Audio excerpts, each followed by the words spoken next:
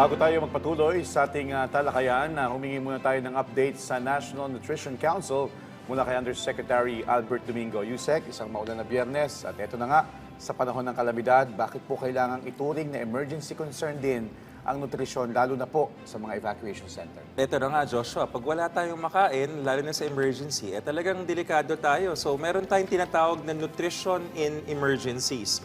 Yung ating nutrition in emergencies po, kahit po tayo ay inuulan, binabagyo, or in other cases, kunyari po may lindol, sa mga evacuation centers at pagminsan bahay-bahay, tuloy-tuloy rin po ang paggabay ng ating National Nutrition Council, Department of Health, at ang ating mga local government units. In particular dito, mahalaga yung ating sinasabi na hot meals. At hindi ito basta-basta hot meals na parang magmamicrowave ka ng instant ng ganyan. Hindi ho ganun yun. Meron talagang mga lutuan na nangyayari. Meron tayong mga gulay at nakikita natin sa TV. Ayan, medyo napatikim ho tayo, napasubo talaga tayo dyan. Dahil hindi pwedeng sobrang alat at sobrang tamis. Dahil kung anong sinasabi natin, pag walang disasters, ganun pa rin ang gabay natin. So sa Parañaque naman, Yusek, nung kasagsagan ng habagat sa simula ng linggong ito ay mahigit 1,000 individual yung nasa 6 na evacuation centers. Ano yung pangunahing nutritional needs na agad ninyong tinutukan sa kanilang sitwasyon doon?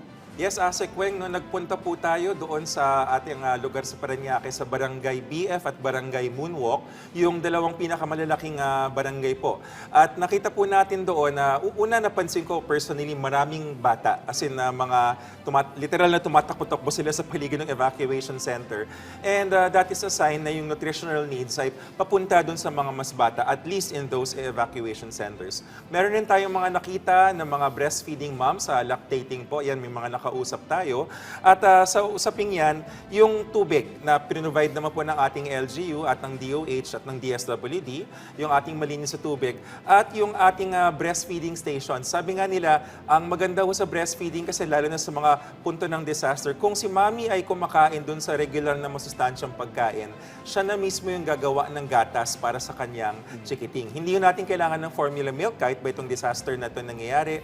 Breastfeeding pa rin ang best for babies, even in disasters. Okay. Well, Yusek, particular nga po, gaya po na nabanggitin nyo na vulnerable ay yung mga sanggol, bata, buntis, breastfeeding mothers at senior citizens. Maliban po doon sa nabanggit nyo na malinis sa tubig at breastfeeding stations, paano po tinitiyak ng NNC na hindi sila napapabayaan pagdating po sa distribusyon ng pagkain at nutritional services? Merong ang cartoons, no, hindi ko napapangalanan na Joshua noong unang panahon, sabi nila, knowing is half the battle. O, diba? Panahon ni Asekweng yun. But having said that, pag sinabi nating knowing, yung census kasi, nakita ko yung census nila, sobrang detalyado.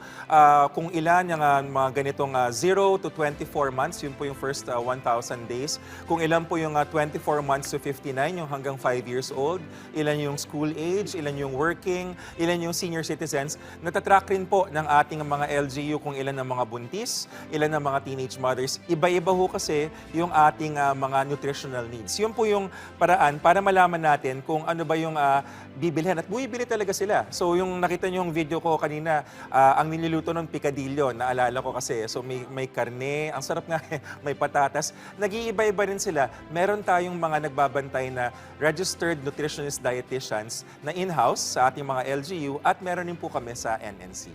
So paano naman, Yusek, yung koordinasyon ng NNC sa LGUs at nutrition clusters para matiyak na hindi lamang relief food ang naibibigay, kundi pagkain na talagang sapat at syempre angkop dun sa nutritional needs ng evacuees? Kasi di ba yung iba parang ready to heat lang na mga pagkain? Sabi nga namin, nutrisyong sapat para sa lahat, maski sa emergencies.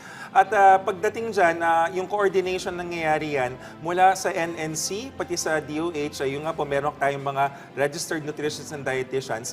Nakalink yan sa tinatawag na health cluster. May malaki po tayong operation center or incident command na kasama yung OCD usually nag-lead niyan. No? Meron yung health cluster na si DOH yung nag-lead tapos ang member po kasama si NNC. Kada rehiyon, kada probinsya, kada munisipalidad, meron niyang mga equivalents, tapos nalalaman kung ano yung mga main needs, depende doon sa census. At yun ang binibili Hindi yung basta-basta. As much as possible, ayaw natin doon sa mga delata. Alam po natin, no, marami tayong lumaki na pagka may relief drive, binibigay natin canned goods, sasabihin, or noodles. Mas maganda ho ngayon na usually kung merong budget at mas mura pa kung bibili doon sa mga palengke na malalapit doon sa evacuation centers. Para masuportahan din yung kanilang negosyo. Exactly. Local economy. Yes. Well, Yusek, ito naman po, inilunsad ang ligtas-tigdas measles, rubella supplemental immunization activities sa Cordillera Region. Kamusta po ito?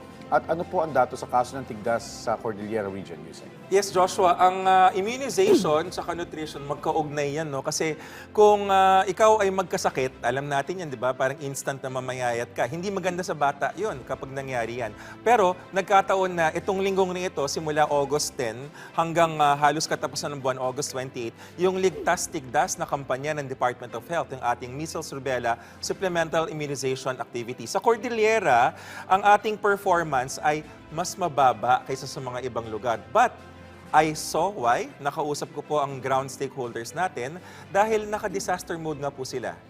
Sa Benguet and sa Baguio, alam po natin na talagang hard hit sila. No? The red rainfall warnings, mayat-maya po. And yet, sabi ko nga ho, saludo po kami sa lahat po ng ating mga vaccinators, sa lahat ng ating mga nurses, midwives, BHWs, BNSs. Kasi kahit naka-disaster mode, nagawa pa nilang maghanap ng mga batang babakunahan. Ayaw natin magsabay ang sakuna ng habagat sa sakuna ng outbreak ng measles. Kaya mahalaga po at saludo po kami lahat sa ginagawa ninyo.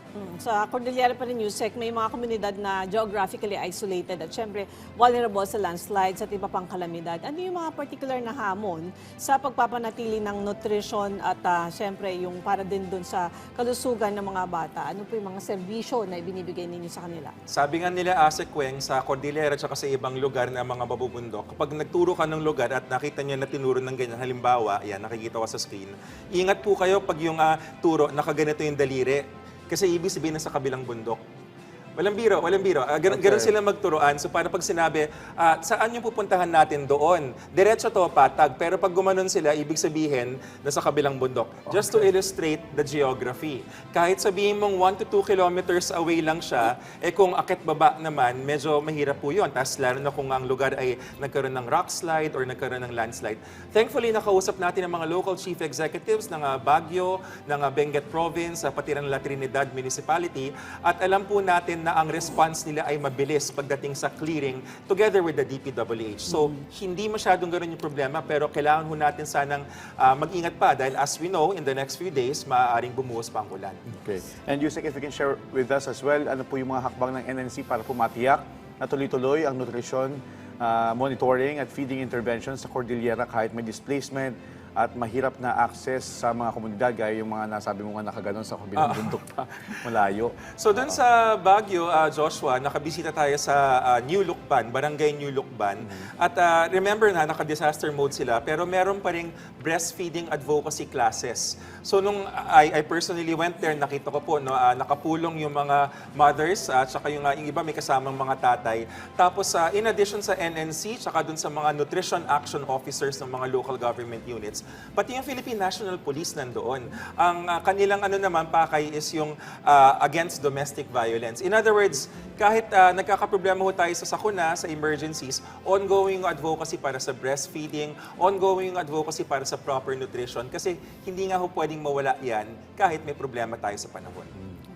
So at least at ikaw hands-on ka na talagang pupunta ka doon sa area Yes. para nakikita mo din na direkta yung sitwasyon doon at syempre yung mga ipinapamahagi ng mga pagkain na dapat i-prepare. Speaking of ASEC, malapit na rin tayong mag-monitor ng presyo ng mga gulay.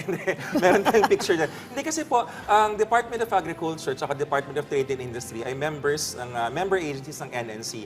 At ang inyong pong lingkod ay nakapunta, ayan, sa trading post ng La Trinidad. O, di ba? Hindi ako nagbibiro. Talagang tinanong ko yung mga presyo ng gulay. Because alam po natin na kapag kahit sabihin natin kumain tayo ng ayon sa Pinggang Pinoy, kalahati prutas at gulay. Kung ang nakita mo na ng presyo ng prutas at gulay ay hindi abot kamay, ano ang ilalagay natin sa Pinggang Pinoy? So, kasama po yan dun sa mga tinututukan ng National Nutrition Council. Alright, maraming salamat Yusek Albert sa mga update at syempre sa mga impormasyong ibinahagi ninyo sa amin mula sa National Nutrition Council. Thank you rin po. Salamat, Yusek.